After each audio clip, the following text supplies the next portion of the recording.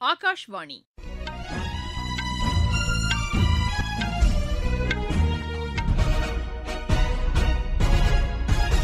செய்திகள் வாசிப்பவர் சுமித்ரா ரத்னம்.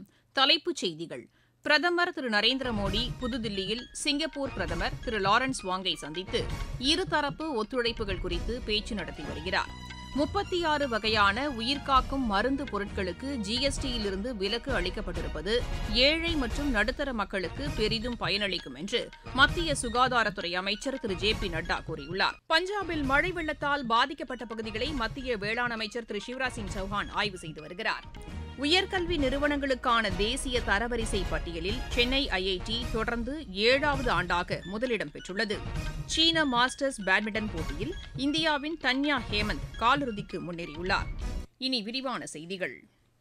பிரதமர் திரு நரேந்திர மோடி புதுதில்லியில் சிங்கப்பூர் பிரதமர் திரு லாரன்ஸ் வாங்கை சந்தித்து பேச்சு நடத்தி வருகிறார். ஹைதராபாத் இல்லத்தில் நடைபெற்று வரும் இந்த பேச்சுவார்த்தையின் முடிவில் இரு தலைவர்களும் கூட்டாக செய்தியாளர்களை சந்திக்க உள்ளனர். முன்னதாக சிங்கப்பூர் பிரதமர் திரு லாரன்ஸ் வாங்கை வெளியுறவுத்துறை அமைச்சர் திரு ஜெய்சங்கர் இன்று சந்தித்து பேச்சுவார்த்தை நடத்தினார். இதுகுறித்து திரு ஜெய்சங்கர் வெளியிட்டுள்ள சமூக வலைதள பதிவில், இந்தியா சிங்கப்பூர் இடையிலான நட்புறவை வலுப்படுத்த திரு லாரன்ஸ் வாங் தொடர்ந்து ஊக்கமளித்து வருவதாக குறிப்பிட்டுள்ளார்.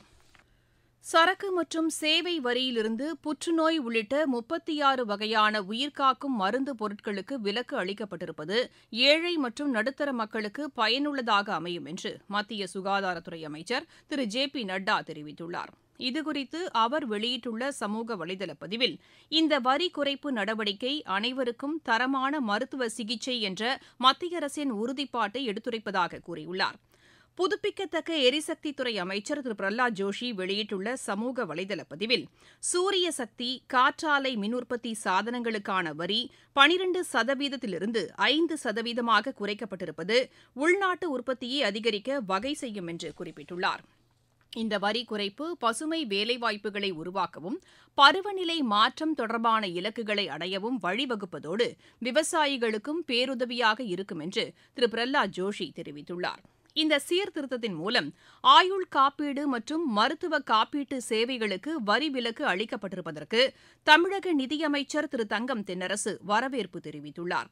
சரக்கு மற்றும் சேவை வரி சீர்திருத்தம் வரலாற்று சிறப்புமிக்க புரட்சிகரமான நடவடிக்கை என்று அகில இந்திய வணிகர்கள் கூட்டமைப்பின் பொதுச் செயலாளர் திரு பிரவீன் கந்தேல்வால் கூறியுள்ளார். இந்த சீர்திருத்தம் மூலம் மக்கள் அன்றாடம் பயன்படுத்தும் 400க்கும் அதிகமான பொருட்களின் வரி குறைக்கப்பட்டிருப்பது அவர்களது தினசரி செலவுகளை குறைக்க உதவும் என்றும் திரு பிரவீன் கந்தேல்வால் குறிப்பிட்டுள்ளார். வேளாண் சாதனங்களுக்கான வரி குறைக்கப்பட்டிருப்பது தங்களுக்கு பேருதவியாய் இருக்கும் என்று தமிழகத்தின் தஞ்சை மாவட்டத்தைச் சேர்ந்த விவசாயி தெரிவித்தார். தஞ்சாவூர் மாவட்டம் ஒரத்தநாடு வட்டம் உழவன்காடு மாரியப்பன் ஒரு முன்னோடி விவசாயி. மத்திய நிதி அமைச்சர் அறிவித்துள்ள ஜிஎஸ்டி வரி குறைப்பினால் விவசாயத்திற்கு பயன்படுத்தக்கூடிய மூலப்பொருட்களின் விலை குறைகின்றது. டிராக்டர் மற்றும் அறுவடை இயந்திரங்களின் விலை குறைவதால் எங்களுடைய பொருளாதாரத்தில் வாழ்வாதாரம் மேம்படுகின்றது. இடுபொரு செலவு குறைப்பதனால் கடன் சுமையிலிருந்து மீண்டு பொருளாதார மேம்பாடு அடைந்து எங்களுடைய வாழ்க்கை தரம் உயர்வதற்கு வழிவகுத்த பாரத பிரதமர் அவர்களுக்கும் மத்திய நிதி அமைச்சர் அவர்களுக்கும் ஒட்டுமொத்த விவசாயிகளின் சார்பாக நன்றியை தெரிவித்துக் கொள்கிறேன். கைத்தறித்துறைக்கு அளிக்கப்பட்டுள்ள வரி சலுகைகள் நெசவாளர்களுக்கு ஊக்கமளிக்கும் என்று ஈரோட்டைச் சேர்ந்த தமிழ்நாடு நெசவாளர் சங்க அமைப்பாளர் திரு கந்தவேல் தெரிவித்தார். மாண்புமிகு பாரத பிரதமர் ஜவுளித்துறையை எண்ணி பார்க்க முடியாத மகிழ்ச்சி உண்டாக்கி இருக்காங்க. குறிப்பா கைத்தறி துறையில பாத்தீங்கன்னா காட்டனை தவிர மத்த நூல் பட்டோ இல்ல பாலிஸ்டோ எடுத்தீங்கன்னா 18%, 12% வரி இருந்துச்சு. இன்னைக்கு எல்லாத்துக்கும் 5 பண்ணிட்டாங்க. பஞ்சுக்கு 5%, நூலுக்கு 5%, விற்பனைக்கு 5%, ஒரே டிராக்ல கொண்டு வந்த மாண்புமிகு பாரத பிரதமர் அவர்களுக்கும் மாண்புமிகு மத்திய நிதியமைச்சர் அவர்களுக்கும் ஜிஎஸ்டி கவுன்சில் அனைவருக்கும் நாங்க நன்றி சொல்லிக்கிறோம். இந்தியாவில உலகத்திலே இந்தியாவை கைத்தறி தொழில முதன்மையா விளங்கும் என்பதற்கு நேற்றைய ஜிஎஸ்டி கவுன்சில் அறிவித்த வரி மாற்றம் என்பது பெரிய மகிழ்ச்சியை உண்டாக்கியுள்ளது. ஜிஎஸ்டி வரி விகிதங்களில் மேற்கொள்ளப்பட்ட மாற்றம் காரணமாக பங்குச்சந்தை இன்று ஏற்றத்துடன் காணப்பட்டது. மும்பை பங்குச்சந்தையில் சென்செக்ஸ் 554 புள்ளிகளும், தேசிய பங்குச்சந்தையில் நிப்டி 100 புள்ளிகளும் அதிகரித்து வர்த்தகமானது.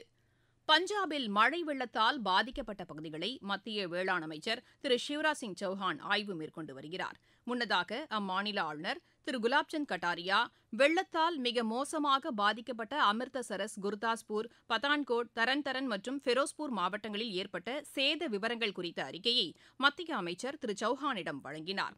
இந்நிலையில் மத்திய இணையமைச்சர் திரு ஜிதேந்திர சிங் ஜம்மு காஷ்மீரின் உதம்பூர், தோடா, கிஷ்துவார் உள்ளிட்ட மாவட்டங்களின் வெள்ள நிலவரம் மற்றும் நிவாரணப் பணிகள் குறித்து மாவட்ட ஆட்சியர்களிடம் கேட்டறிந்தார். பாதிக்கப்பட்ட மக்களுக்கு உணவு, மருந்து உள்ளிட்ட அத்தியாவசிய பொருட்கள் வழங்கப்பட்டு வருவதாகவும் சேதமடைந்த சாலைகளை சீரமைக்கும் பணி மேற்கொள்ளப்பட்டு வருவதாகவும் அவர் தமது சமூக வலைதள பதிவில் குறிப்பிட்டுள்ளார். இதனிடையே ஜம்மு காஷ்மீரில் மழை வெள்ளத்தால் பாதிக்கப்பட்ட பகுதிகளை மத்திய குழுவினர் இன்று ஆய்வு செய்கின்றனர். தேசிய பேரிடர் மேலாண்மை ஆணையத்தின் ஆலோசகர் கர்னல் கே.பி. சிங் தலைமையில் சாலை போக்குவரத்து, வேளாண்மை, ஊரக வளர்ச்சி, ஜல்சக்தி மற்றும் நிதி அமைச்சகத்தைச் சேர்ந்த அதிகாரிகள் அடங்கிய 7 உறுப்பினர் குழு ஜம்மு பிராந்தியத்தில் வெள்ளத்தால் பாதிக்கப்பட்ட பகுதிகளை பார்வையிட உள்ளது. இக்குழுவினர் சமர்ப்பிக்கும் ஆய்வறிக்கையின் அடிப்படையில் மத்திய அரசின் நிதியுதவி அறிவிக்கப்படும். நீங்கள் கேட்டுக்கொண்டிருப்பது ஆகாஷ்வாணியின் செய்தி அறிக்கை. மோடி அரசின் 11 ஆண்டுகள்.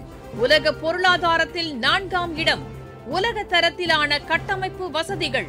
25 கோடிக்கும் மேற்பட்டோர் வறுமையிலிருந்து மீட்பு. 86 கோடிக்கும் மேற்பட்டோருக்கு இலவச உணவு தானியங்கள். அனைத்து துறைகளிலும் வளர்ச்சி. சேவை, நல்லாட்சி, ஏழைகளின் நலன். இதுவே மோடி அரசின் தாரக மந்திரம். வளர்ச்சியடைந்த இந்தியாவிற்கான மோடி அரசின் பயணத்தில் இது அமுத காலம்.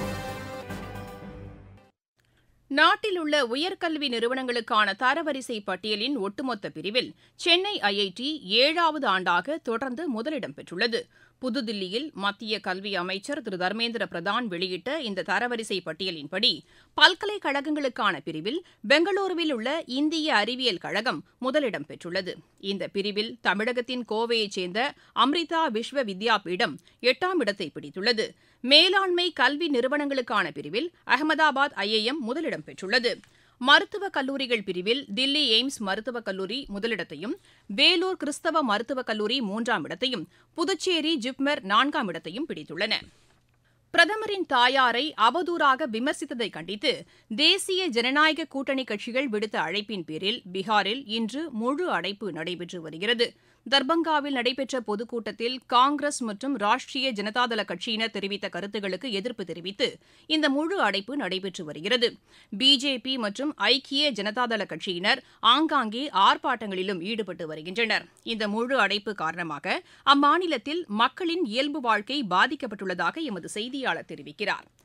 ஜார்க்கண்ட் மாநிலம் பலாமு பகுதியில் நக்சலைட்டுகளுடன் நடைபெற்ற கடும் துப்பாக்கிச் சண்டையில் காவல்துறையினர் 2 உயிரிழந்தனர். டிஎஸ்பிசி அமைப்பைச் சேர்ந்த முக்கிய நிர்வாகியான சசிகாந்த் கஞ்சு கெடால் வனப்பகுதியில் பதுங்கியுள்ளதாக கிடைத்த தகவலின் பேரில் பாதுகாப்பு படையினர் தேடுதல் வேட்டையில் ஈடுபட்டிருந்தபோது துப்பாக்கிச் சண்டை நடைபெற்றதாக மாவட்ட காவல்துறை கண்காணிப்பாளர் திருமதி ரீஷ்மா ரமேசன் தெரிவித்துள்ளார். இந்த சண்டையின்போது காயமடைந்த 3 காவலர்களில் 2 பேர் மருத்துவமனைக்கு செல்லும் வழியில் உயிரிழந்ததாகவும் அவர் கூறியுள்ளார். வங்கக்கடலில் நிலவி வந்த காற்றழுத்த தாழ்வு பகுதி வலுவிழந்துள்ளதாக வானிலை ஆய்வு மையம் கூறியுள்ளது. மகாராஷ்டிராவின் ஒரு சில பகுதிகளில் இன்று அதி கனமழைக்கு வாய்ப்புள்ளதாகவும், மத்திய பிரதேசம், சத்தீஸ்கர், கர்நாடகாவின் ஒரு சில பகுதிகளில் இன்று கனமழைக்கு வாய்ப்புள்ளதாகவும் அந்த மையம் தெரிவித்துள்ளது. சீன மாஸ்டர்ஸ் பேட்மிண்டன் போட்டியில் இந்தியாவின் தன்யா ஹேமந்த் காலிறுதிக்கு முன்னேறியுள்ளார். பவுஜியில் நடைபெற்று வரும் இப்போட்டியின் மகளிர் ஒற்றையர் பிரிவு காலிறுதிக்கு முந்தைய சுற்று ஆட்டத்தில் அவர் 21-12, 21-18 என்ற செட் கணக்கில் சீன தைப்பேயின் ஹாங் யூ வியை வென்றார்.